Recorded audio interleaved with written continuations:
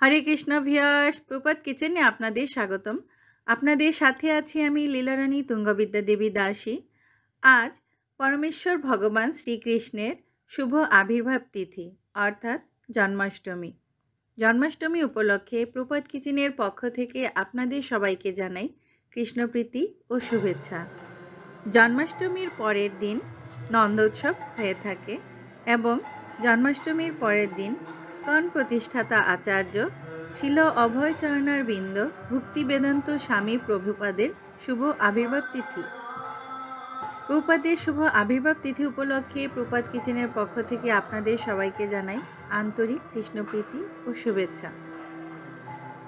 জন্মাষ্টমী, শিল প্রভুপাদের শুভ আবির্ভাব তিথি এবং নন্দ উৎসব উপলক্ষে প্রপাত কিচেনে আজকে নিয়ে এসেছি খুবই অল্প সময়ে ঝটপট সুস্বাদু তৈরি করা যায় এমন একটি রেসিপি, আর তা হচ্ছে আলু কুলচা। তাহলে চলুন আজকের এই রেসিপিটি দেখে নেওয়া যাক। প্রথমে আমি একটি বাটিতে নিয়ে নিচ্ছি টক দই 4 টেবিল চামচ,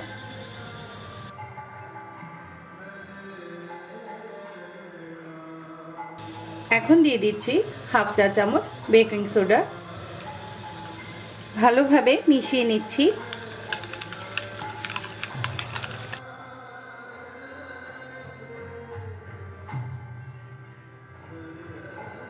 দু মিনিট এভাবেই রেখে দিব। দিয়ে দিচ্ছি ময়দা 2 কাপ,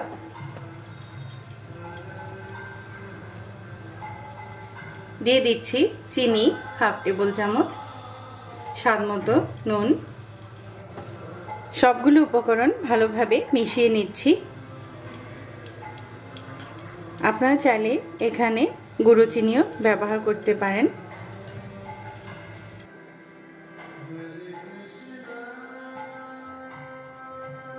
মেশানো হয়ে গেছে। এখন দিয়ে দিচ্ছি হাফ চা চামচ বেকিং পাউডার। ভালোভাবে মিশিয়ে নিচ্ছি। আপনারা চাইলে বেকিং পাউডার দইয়ের সাথে দিয়েও মিশিয়ে নিতে পারেন।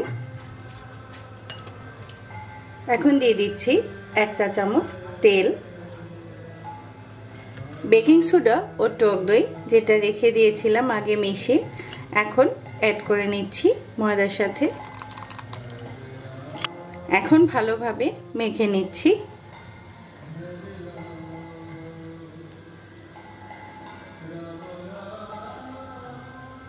তেল অ্যাড করার সময় অবশ্যই লক্ষ্য রাখতে হবে যাতে তেলের পরিমাণ বেশি না হয়। তেলের পরিমাণ বেশি হয়ে গেলে সেক্ষেত্রে তুলতুলে ভাব থাকবে না, তখন ক্রিস্পি ভাব চলে আসবে। এখন পর্যায়ক্রমে জল অ্যাড করে ময়দার মিশ্রণ ভালোভাবে মেখে নিচ্ছি।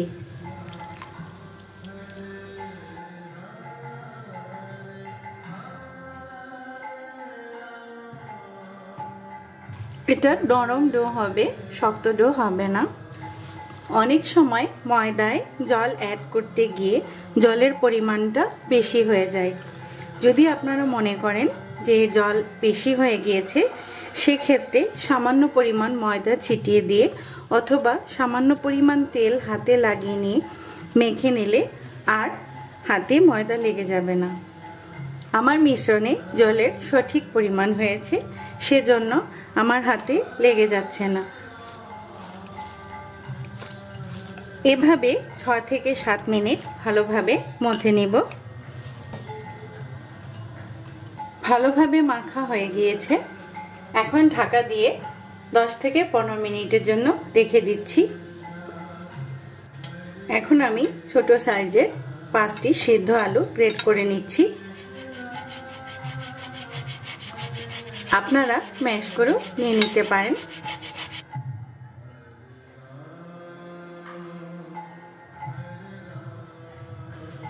এখন দিয়ে দিচ্ছি স্বাদ মতো নুন। ফ্লেভারের জন্য দিয়ে দিচ্ছি সামান্য পরিমাণ হিং। হিং অপশনাল, আপনারা চাইলে অ্যাড করতে পারেন অথবা স্কিপ করতে পারেন। কালারের জন্য দিয়ে দিচ্ছি কাশ্মীরি লঙ্কা গুঁড়ো হাফ চা চামচ, গ্রেট করা আদা হাফ টেবিল চামচ, স্বাদমতো কাঁচা লঙ্কা কুচি, স্বাদমতো ধনেপাতা কুচি, সবগুলো উপকরণ ভালোভাবে মিশিয়ে নিচ্ছি।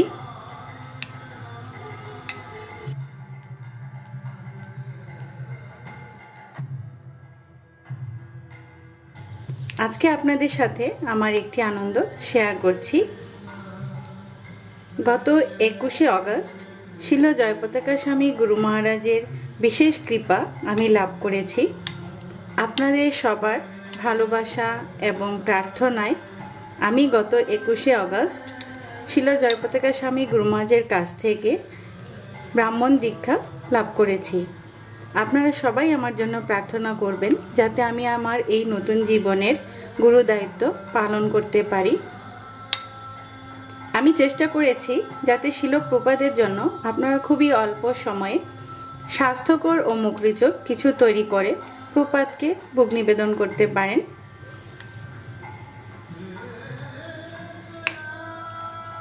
ভালোভাবে মেশানো হয়ে গেছে। 10 মিনিট পর দেখে নিচ্ছি।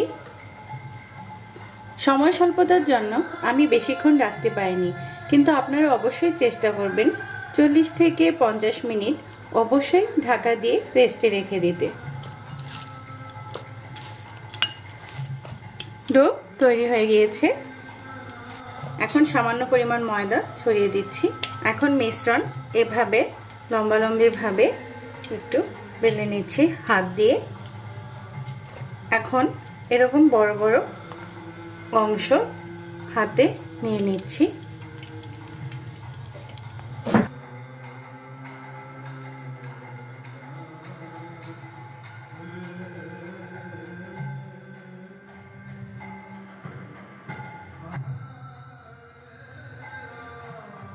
এখন এরকম বাটির মতো শেপ দিয়ে দিচ্ছি। আলুর যে পুর আমরা তৈরি করে রেখেছিলাম, এখন সেই পুরটা দিয়ে দিচ্ছি। এখন এভাবে মুখটা বন্ধ করে নিচ্ছি।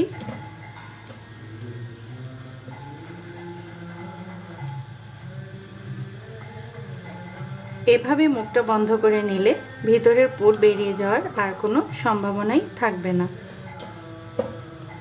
এখন হাত দিয়ে চেপে চেপে এভাবে লম্বা করে নিচ্ছি।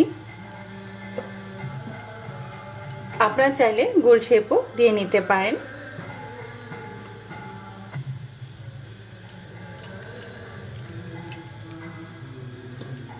খুব সহজেই কুলচা তৈরি হয়ে গেল। এখন উপর থেকে সাদা তিল ছড়িয়ে দিচ্ছি।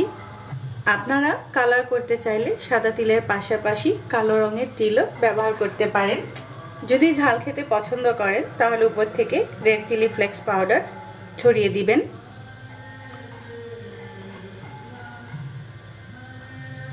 আর দিয়ে দিচ্ছি সামান্য পরিমাণ ধনেপাতা কুচি।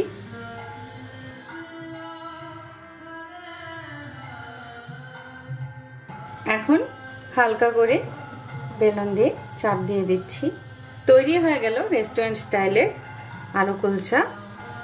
দিয়ে দিচ্ছি সাদা তিল, দিয়ে দিচ্ছি ধনেপাতা কুচি,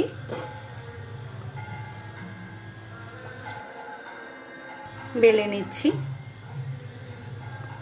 খুবই আলতো করে চাপ দিয়ে লাগিয়ে দিতে হবে। দুটি ফ্লেভারে আপনাদের আমি গার্নিশিং করে দেখালাম। আপনাদের যে পদ্ধতি ভালো লাগবে সেভাবেই আপনারা তৈরি করে প্রপাতকে নিবেদন করবেন। ফ্রাই প্যান ভালোভাবে গরম হয়ে গিয়েছে। আজকে আমি তেল ছাড়া জল দিয়ে কুলচা তৈরি করছি, সেজন্য কিছু নিয়ম ফলো করতে হবে। লক্ষ্য রাখতে হবে ফ্রাই প্যান যাতে ভালোভাবে গরম হয় এবং জলের পরিমাণ যেন খুব বেশি না হয়। আর আপনারা অবশ্যই চেষ্টা করবেন ফ্রাই প্যানটা যেন তেলতেলে হয়, তাহলে সহজেই উঠে আসবে। এখন দিয়ে দিচ্ছি সামান্য পরিমাণ জল। জল দেওয়ার পর লক্ষ্য রাখতে হবে যেন জলটা এরকম হয়।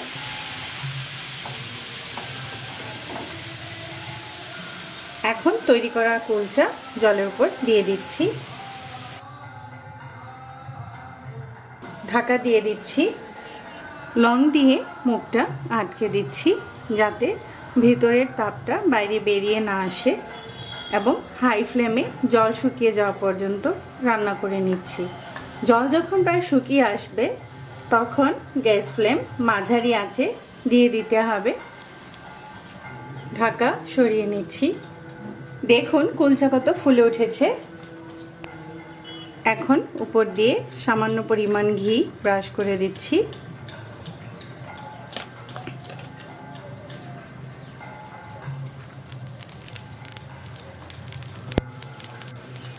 এখন উল্টে দিচ্ছি।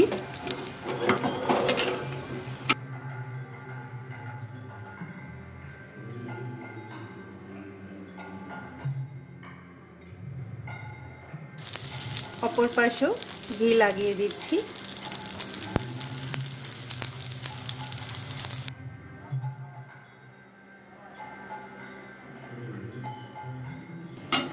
নামিয়ে নিচ্ছি।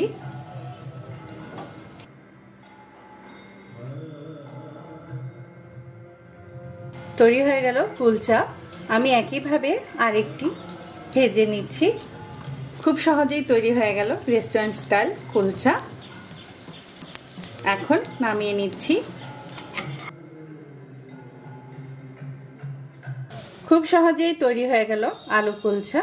এখন তুলসী পত্র দিয়ে ভগবানকে ভোগ নিবেদন করছি।